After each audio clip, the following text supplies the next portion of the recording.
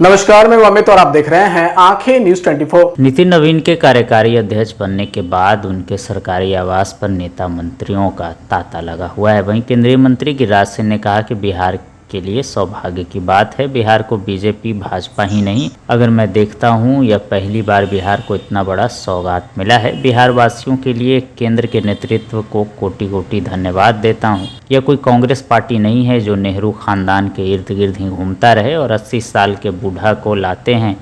यह कोई कांग्रेस पार्टी नहीं है। देखिए, बिहार के लिए ये सौभाग्य है। पहली बार 80 में पार्टी बनी है, उसके बाद पहली बार जनसंघ से भी अगर हम जोड़ते हैं तो पहली बार बिहार को ये सौगात सम्मान बिहार के कार्यकर्ताओं को, बिहार वासियों को, नितिन नवीन जी के ऐसा ऊर्जावान युवा, 5 बार के विधायक, मैं इन्हें जी जैन का नाम चलता है, जी जैन, हम जी जैन तो नहीं कहूँगा, लेकिन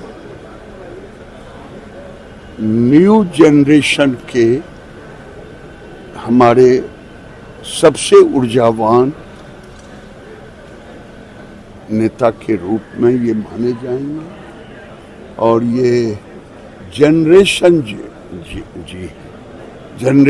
हम लोगों की जनरेशन, इनके पिताजी हमारे साथ हम लोग काम करते थे एक साथ।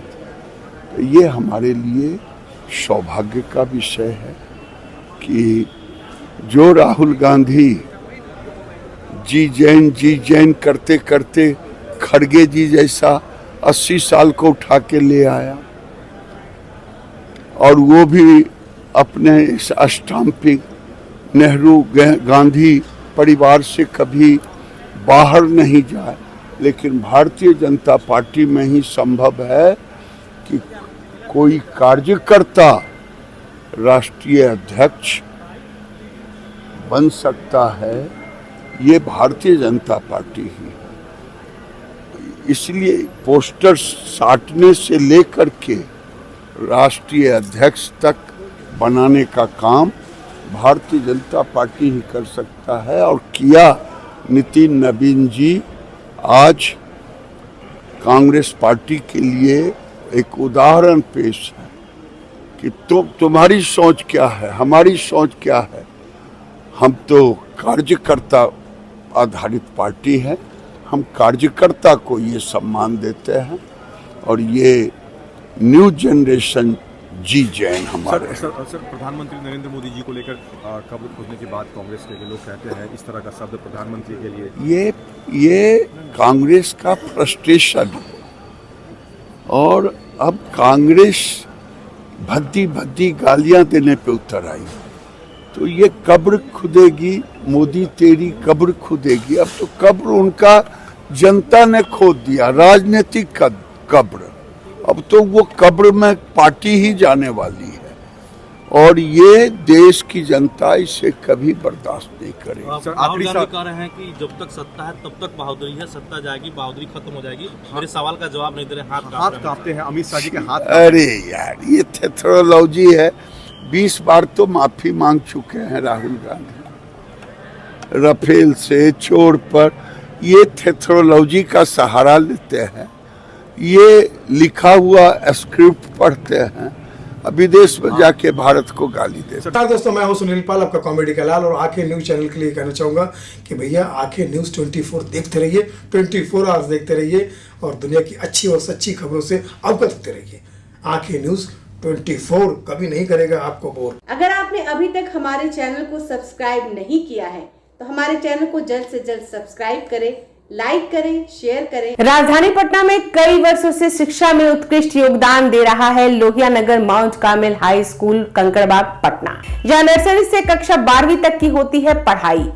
10वीं और 12वीं बोर्ड परीक्षा में 100% अंक का रिकॉर्ड। एक ऐसा स्कूल जहां पठन पाठन के साथ साथ बच्चों के संपूर्ण विकास का रखा जाता है ख्याल।